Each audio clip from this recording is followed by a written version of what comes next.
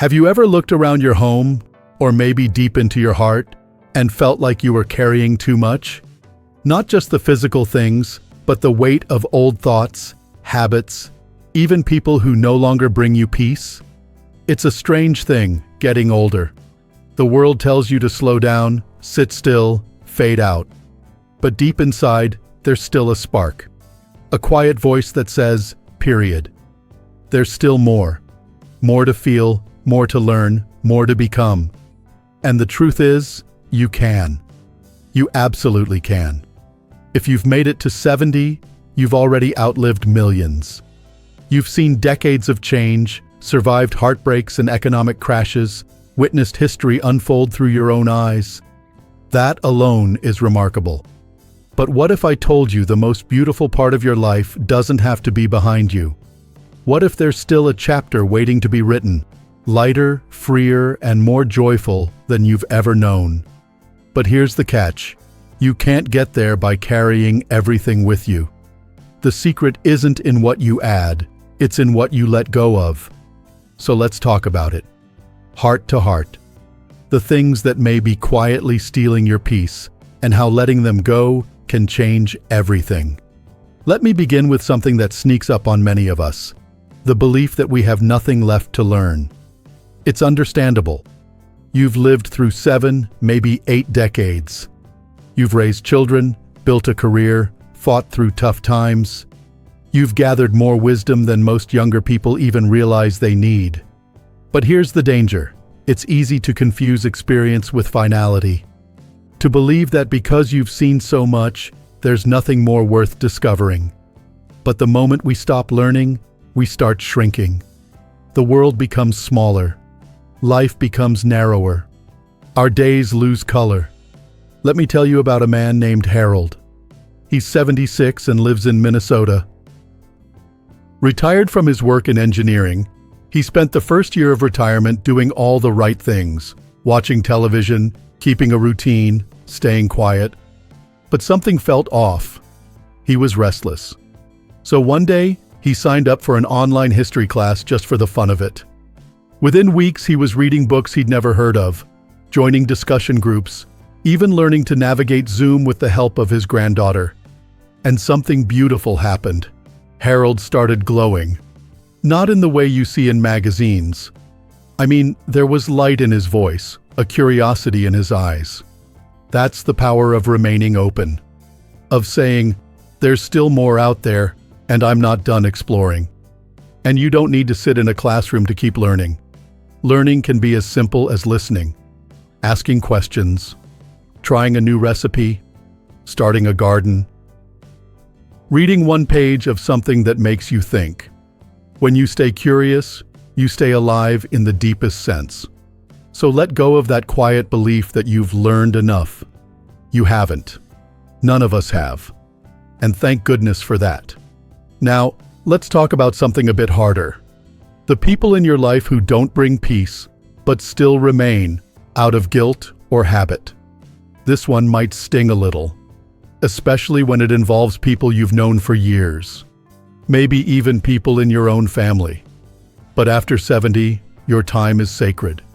Your energy is precious. And anyone who constantly drains you, disrespects your boundaries, or brings stress instead of joy, simply doesn't deserve that time. It doesn't mean you're unkind. It doesn't mean you stop loving them.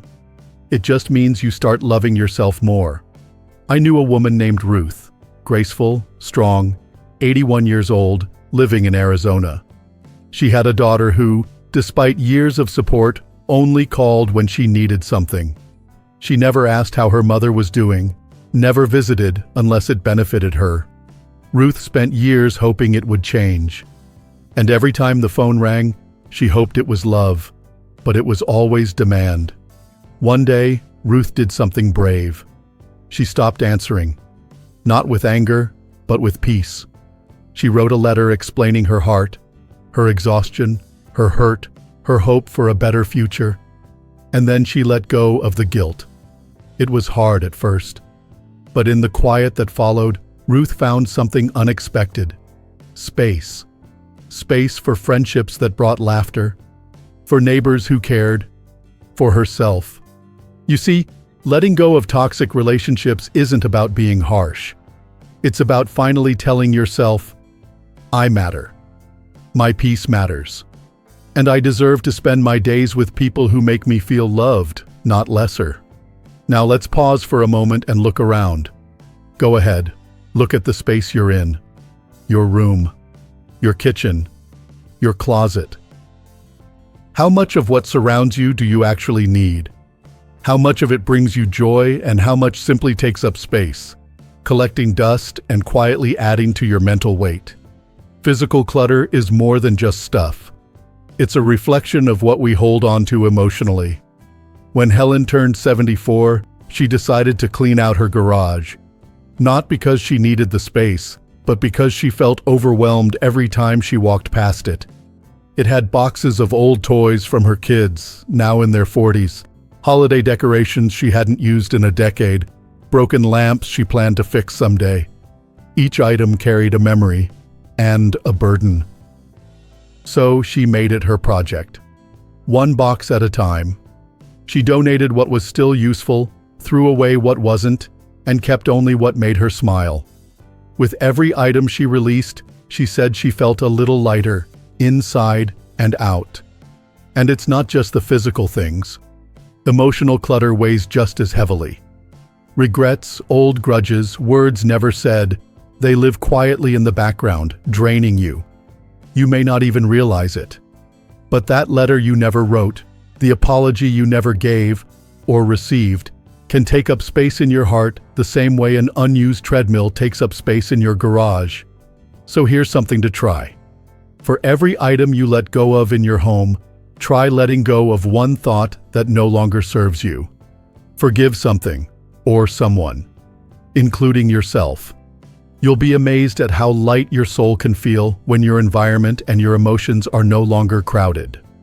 And speaking of heaviness, let's address a quiet fear many carry without ever saying it out loud: the fear of aging itself.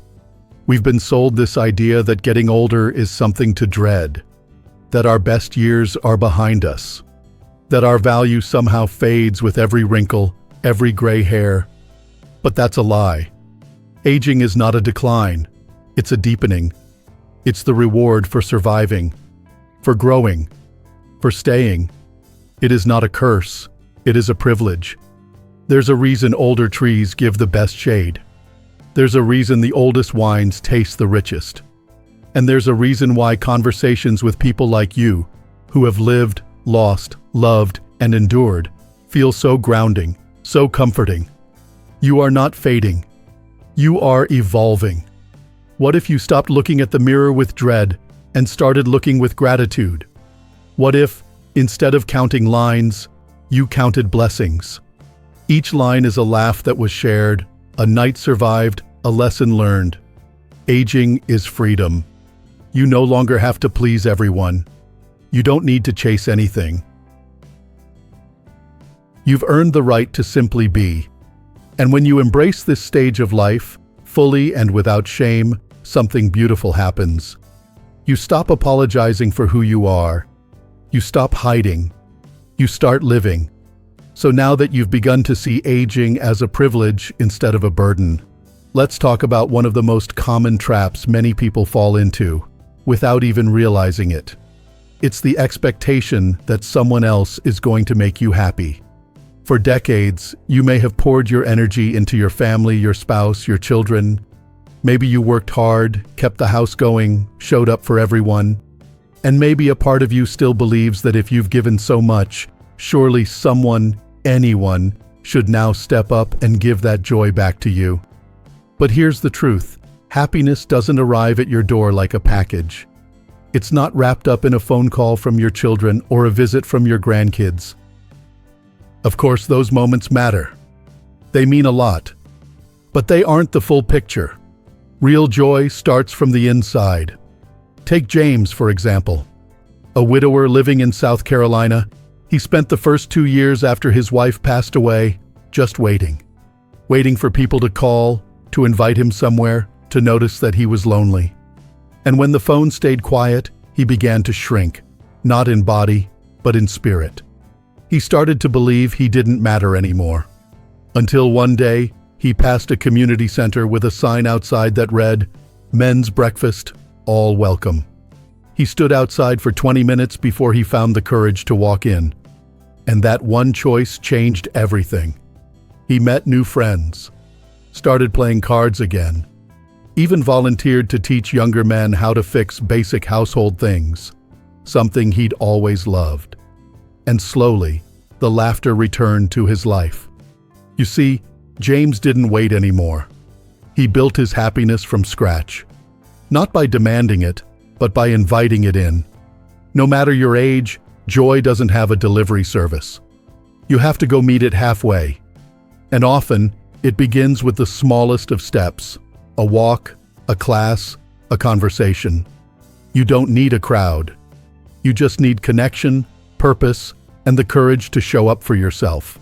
Now, as you reclaim your happiness, another temptation might sneak in. It's one we've all struggled with at some point, especially in this age of screens and highlight reels. It's the habit of comparing yourself to younger people.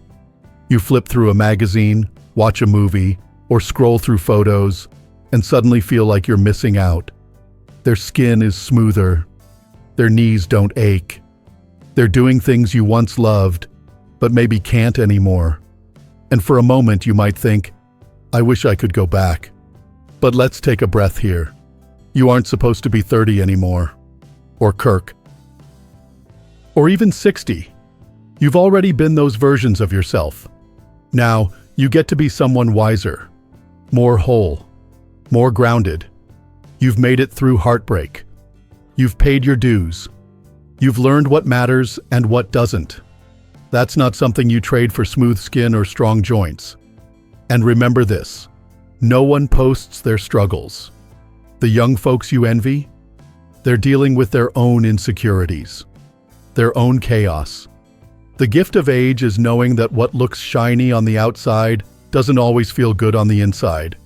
When you stop comparing, you start connecting.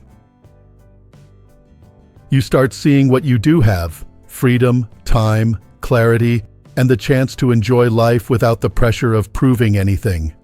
I once spoke with a woman named Dolores. She's 79 and still full of fire.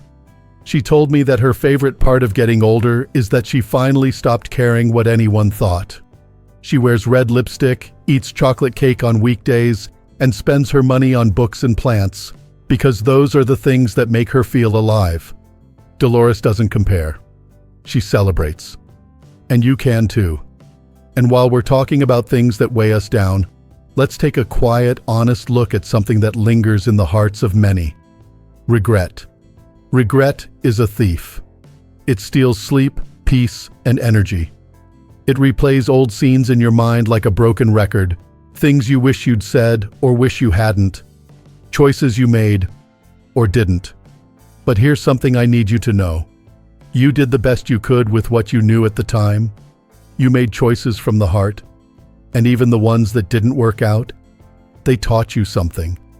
There's a man named Carl, 82, who told me something I'll never forget. He said, I spent 20 years regretting not opening my own business. Then one day I realized, if I'd done it, I might not have had as much time with my kids. And that time was priceless. Regret is heavy, but it can't change anything, not really. What it can do, if you let it, is inspire you to live differently today. Write the letter, say you're sorry, or accept the apology you never got and move on. You don't need to carry those old bricks in your backpack anymore. Your past is not a prison. It's a path that brought you right here, to this moment. And this moment is where your power lives. Letting go of regret isn't about forgetting. It's about forgiving and choosing to free yourself from the weight that holds you down. And speaking of freedom, there's one last thing we need to gently release. Something that may be hiding deep in your thoughts. The belief that it's too late for you. Too late to start over. Too late to fall in love again. Too late to learn the piano, write a story, take a trip, or become the person you've always wanted to be. But let me ask you this, if you woke up this morning If you can hear my voice right now, doesn't that mean you've still got time? There's a woman named Eileen, 87 years old. She published her first poetry book last year. Her hands shake when she writes, but her words are steady, strong, and full of life. A man named Frank started painting in his 70s. He'd never touched a brush before, but now his grandkids call him Grandpa Van Gogh. Not because he's perfect, but because he started. The world will tell you to sit down and be quiet. But your heart knows better. Your heart still wants to sing, and dance, and wonder, and try. So don't let that old belief rob you of what's still possible. Let go of the too late, because it isn't. Not now, not ever. You are here. You are breathing. And that means your story isn't finished. So now, take a deep breath. You've made it here, not just to the end of a video, but to a moment of truth. A moment where you get to choose how you want to live the next chapter of your life. And make no mistake, there is a next chapter. You're not done. You're just getting started. We've talked about a lot. Letting go of toxic people, heavy regrets, old clutter, even the fear of aging itself. And maybe, as you've listened, something inside you stirred. Maybe you recognized a weight you've been carrying for far too long. Or maybe you realized, it's time. Time to stop clinging to things that once served you, but don't anymore. Time to open your hands, your mind, and your heart and say, I don't need to hold on to this anymore. I'm ready for lighter. That doesn't mean erasing your past. Your past is sacred. It's your story. But stories aren't meant to trap you. They're meant to free you. Let me tell you something I've learned from talking with hundreds of people over 70. The happiest ones don't hold tight to everything. They're not hoarding memories or fighting to stay the same. They're letting go. With grace, with honesty, and sometimes with tears. But they're doing it. And it's changing their lives. Because the truth is, happiness after 70 doesn't come from what you still have. It comes from what you're willing to release. A cluttered home? You don't need it. A bitter memory? You can forgive it. A fear that's lived in the back of your mind for decades? You can face it. There's a kind of freedom that only comes when you say, period. I don't need this anymore. And in that empty space, where anger used to live, or sadness, or guilt, you make room for something better. Peace, stillness, joy. You start to breathe easier. I remember one woman who told me that after she cleared out her closet, she cried. Not because she was sad, but because she finally felt like she could see herself again. She had room to move, room to feel, room to simply exist without the noise of yesterday. That's what letting go gives you. Not just freedom from others, but freedom to rediscover you. You who is still growing, still learning, still worthy of joy, of beauty, of laughter that makes your sides ache. You who is still allowed to rest, to explore, to wake up tomorrow and say, I want to try something new. You are not your age. You are not your aches. You are not the regrets or the missed chances or the people who left. You are this moment, this breath, this chance to live lighter. So how do you begin? You begin with honesty. You look at your life, not with shame or blame, but with curiosity. What still fits? What no longer serves you? What are you holding on to out of fear, habit, or guilt? You don't have to fix everything at once. You don't need to have a 10-year plan. You just need to ask yourself, what can I put down today so I can walk forward more freely tomorrow? Maybe it's a box of letters you've been too afraid to throw away. Maybe it's the story you keep telling yourself about why you're unlovable. Maybe it's that friendship that always leaves you feeling small. Whatever it is, trust that you'll know. Deep down, your soul already knows. And here's the beautiful part. You don't need anyone's permission to let go. You don't need applause. You don't need to justify it. You get to do it because it's your life, your time, your final chapters, and maybe your most meaningful ones. Some people spend their later years looking back, wishing for the past. But you can look forward. Forward to mornings that feel calm. Forward to laughter that's real. Forward to days where you feel light, inside and out, because you chose to stop carrying what was never meant to come with you. You've carried enough. You've done enough. You've proven enough. Now you get to live. And I hope you do, with arms open wide, with a curious mind, and a heart that's free from all the things that once made it heavy. If this message touched you, I'd love to hear about it. Tell me in the comments below, what are you ready to let go of? What freedom are you claiming for yourself today? And if you know someone else walking this same journey, maybe a friend, a sibling, or someone at your church or community center, share this video with them. Let them know they're not alone. Don't forget to like this video if it helped you, and hit subscribe to Strong Elderly Life. We're here for you every step of the way, with more stories, more wisdom, and more reminders that your best life can still be ahead. Here's to lighter bags, freer days, and a heart full of possibility.